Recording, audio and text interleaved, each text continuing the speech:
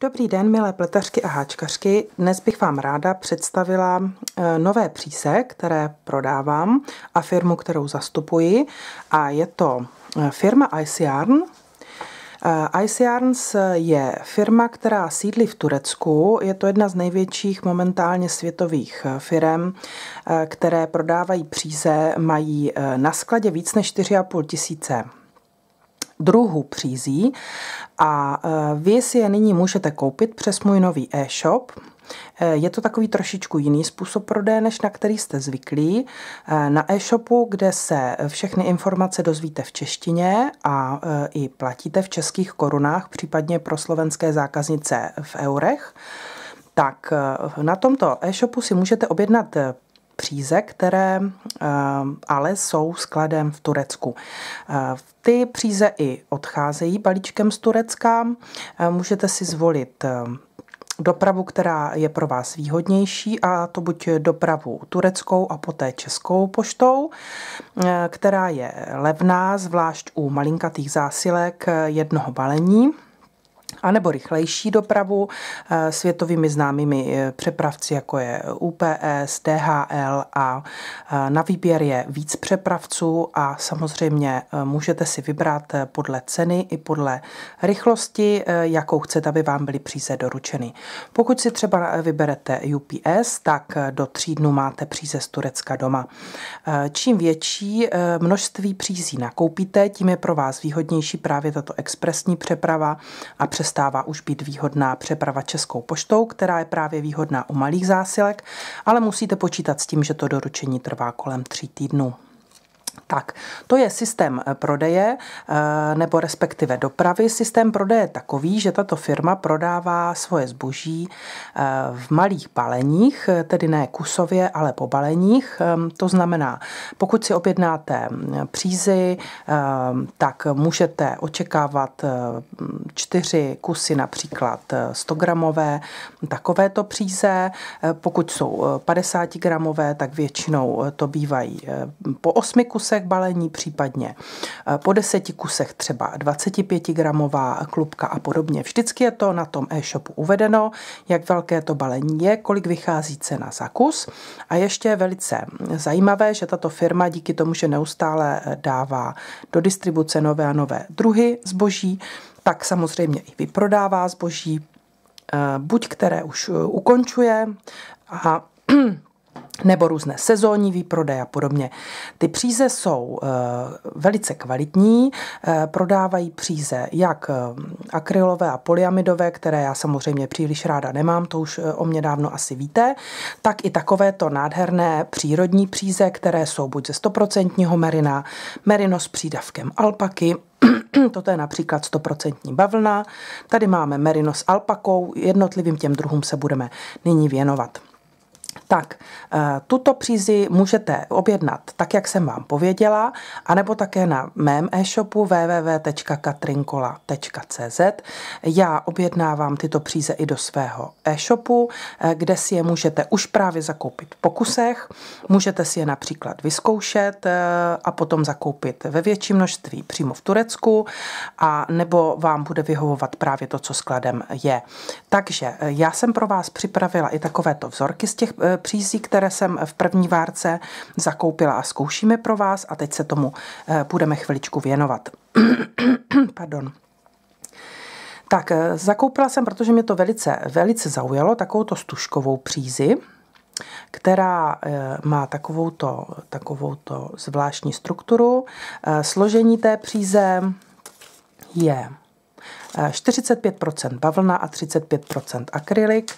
Je to zajímavé například pro letní projekty. Upletla jsem z toho takovýto vzorek, aby bylo vidět, jak se to chová. Já bych možná postupovala tak, že bych zvolila ještě větší jehlice. Tohleto jsem pletla na 6 a možná, že na nějakou letní halenku nebo na nějakou letní vestičku, případně třeba jako příplet k nějaké jiné přízi.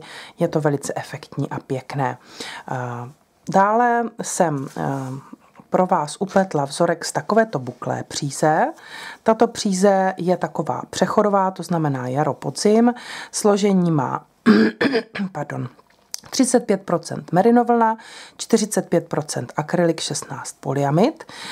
Ten polyamid a akryl právě je tady to základní vlákno, aby ta příze držela, a tady to chlupaté, to je právě ta merinovlna. Je to příze velice měkoučká. Vidíte, že tady na tom malém vzorku jsou ty přechody vidět. Samozřejmě, že ve větším, například na svetru, by potom byly ty úseky kratší, užší a střídalo by se právě to chlupaté tady s tím řidším. Je to velice příjemná příze na omák, myslím si, že by byla vhodná i například na šály nebo na čepice, vůbec není kousavá, hryzavá a opravdu taková jemňoučka. Šlo by z ní uplést i například nějaký přehoz, nebo šla by opět kombinovat s nějakou jednoduchou jednobarevnou přízí jako příplet. Tak, potom jsem zvolila pro té upletení vzorku takovouto zajímavou přízi, která střídá tu svoji tlustou a tenkou. Takové úseky má tlusté a tenké. Je to jednonitka, předlenky ví, co to znamená. To znamená, ta příze se skládá pouze z jednoho pramenu.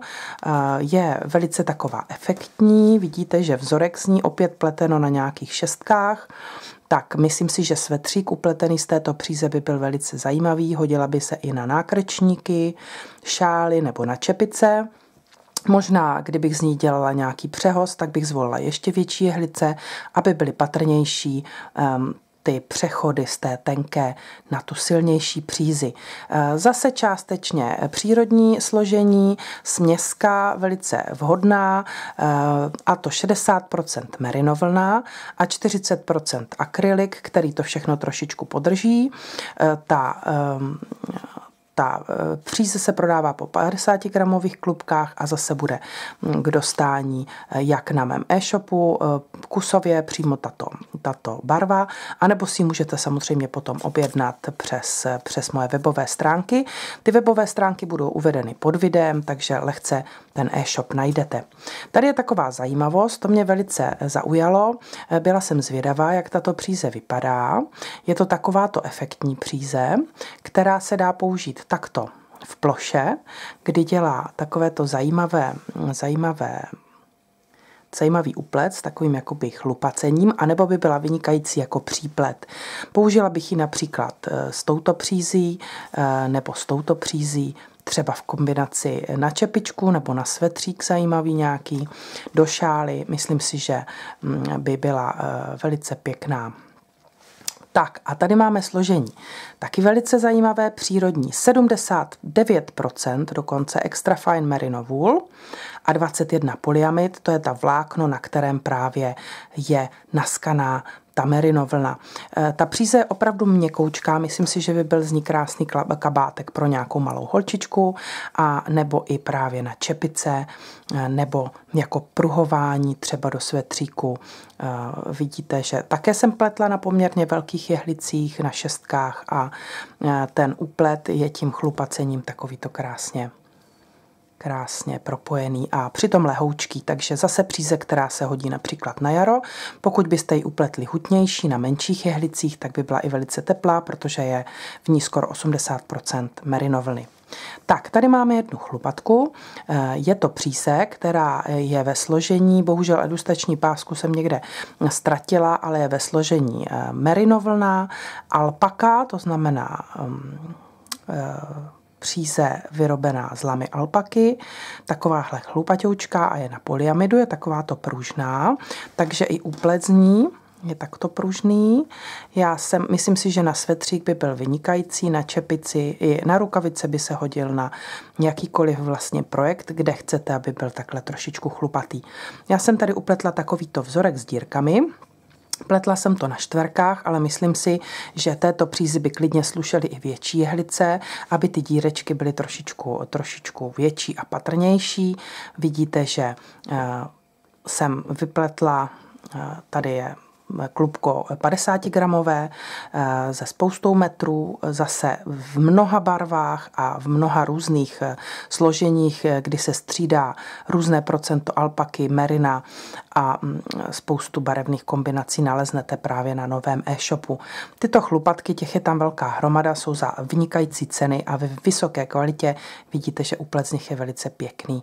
Takže zase jarní svetřík na přehození nebo nějaký šátek přes ramena tady na ty chladnější jarní dny. Tak a protože se blíží samozřejmě léto, tak jsem pro vás vyzkoušela i takovouto bavlněnou přízi. Jedná se o přízi, která je z 80% bavlněná, 20% akrylová. Zase ten akryl tam slouží především proto, že se skládá tato příze ze 2 pramenů. Jeden je takový volnější a jeden je pevnější. Ten pevnější je právě ze směsi akrylu, aby ta příze držela, a tady ten volnější, ten právě je ta bavlna krásně je vidět. Dělá velice pěkný, efektní úplet, kdy zase se střídá silnější a slabší část. Myslím si, že této přízi bude slušet jak tento lícový žerzej, tak například nějaké dírečky, nějaký krajkový vzor, a zase můžete kombinovat samozřejmě s nějakou jednoduchou, jednobarevnou bavlnou. Doporučuju i velké jehlice klidně by byly možné. Malé bych raději nevolila, toto je na čtvrkách pleteno, aby právě nezanikla ta pěkná struktura, odlišná. Tak a poslední vzorek, z toho jsem úplně nejvíc nadšená, je to vynikající, nádherné merino s alpakou. Je tam 33% baby alpaky. Baby alpaka znamená, že je ta alpaka, to znamená ta lama, ostříhaná jako první střih, to znamená to malé miminko, kterému poprvé vyroste ta srst a je prvně ostříhaná. Ta nejjemnější srst alpaky je právě přidaná do této příze, 33%, 34% extra fine merino wool, opět to nejjemnější merino, které vůbec z té stříže první je. 20% viskóza.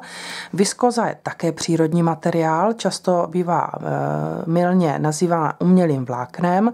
Je to vlákno, které je vyrobeno 100% z celulózy, to znamená z dřevní hmoty, která je speciálním procesem upravená a tryskaná v nekonečném vláknu. Vznikne viskóza, která je trošičku lesklá, takže tahle ta příze má takový jemňoučký lesk a má vynikající vlastnosti. Je prodyšná, je to přírodní materiál, velice ho doporučuji. A pouze 13% umělých vláken polyamid, to znamená zase, aby ta příze držela, aby měla dobré vlastnosti. Tak, tato příze, jako ostatně většina z nich, se pere na 30 stupňů. Můžete dokonce i v pračce, i když u úpletů doporučuji prát v ruce, abyste si nezničili někde, aby vám nezachytla za gumu a pračka vám to nezničila. Tak, já jsem z toho tady upletla takovýto vzorek, kde jsem zkusila i takový trošičku tady vzorek brioche. Je to příze tak jemná a tak měkoučká, že ji můžu s klidným svědomím doporučit i pro úplná malinkatá miminka. Můžu ji doporučit i pro ty, kteří jsou velice náchylní, nesnáší nějaké hryzání na hlavě, na krku. A ta příze má takovou zajímavou strukturu. Když se podíváme zblízka, nevím, jestli to bude úplně na tom videu vidět, ale ona je taková jakoby dutinka. Je taková motaná takovým zvláštním způsobem. V podstatě to vypadá jako pletená dutinka malinkatá.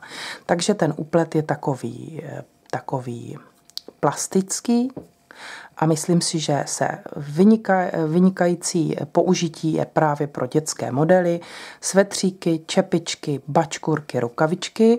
Tím, že obsahuje právě tu baby alpaku, tak je hřejivá a teploučká, protože alpaka je 2krát hřejivější než ovčí vlna. Merino samozřejmě vynikající vlastnosti, ta příze prodyšná, saje pot, miminko se v tom nebude potit. A samozřejmě pokud nezvolíte zrovna tuhle lízátkově růžovou, tak můžete použít i samozřejmě pro dospělé, protože je to právě krásná jemná příze. Takže tohle je první představení výrobku firmy a Ice Yarns. Těch výrobků, jak říkám, je 4,5 tisíce, takže rozhodně nedokážu postihnout úplně všechno, co tato firma vyrábí, ale rozhodně vám budu přinášet takovéto krátké reportáže a představení těch materiálů. Upletu vždycky vzorek a pokusím se vám přiblížit, co oceňuji právě na této přízi, protože díky tomu, že existuje pouze e-shop a nemůžete si na tuto přízi u mě sáhnout, tak já to osahám za vás. Všechny tyhle ty příze, které jsem zvolila, tak jsem zvolila opravdu výborně z toho pohledu, že ani jedna není hryzavá, kousavá. Tato firma používá většinou merino, co se týká vlny, a tím pádem je to měkké, nekousavé, hřejivé a má to všechny dobré vlastnosti přírodních materiálů. Děkuji vám za pozornost, těším se na další videa s vámi a mějte pěkný den. Nashledanou.